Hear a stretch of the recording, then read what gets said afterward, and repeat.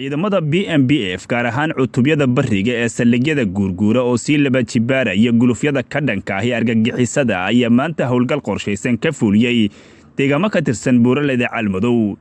ciidamadu intii ay ku jireen howlgalka ka dhanka ah argagixisada waxa ay gaareen deegaano ay ka mid yihiin Harweyn, Togga Af-Yare iyo deegaanno kale oo ku teedsan Macagta.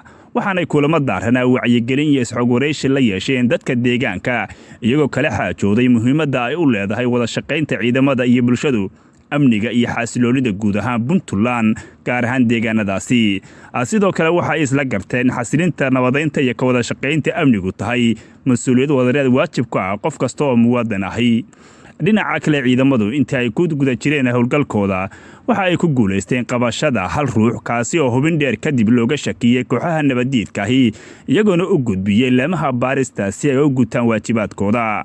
ugu dambeyntii ciidamada badda iyo bariga Puntland ee PMPF waxa ka go'an goor kasta iyo waqti kasta difaaca dadkooda iyo dalkooda si ay uga jiraan cadawga waqti kasta ku foogan halakayta shacabka Soomaaliyeed waxayna sii wadi doonaan howlgallada qorsheysan iyo kuwa joogtada ah ee ka dhanka argagixisada.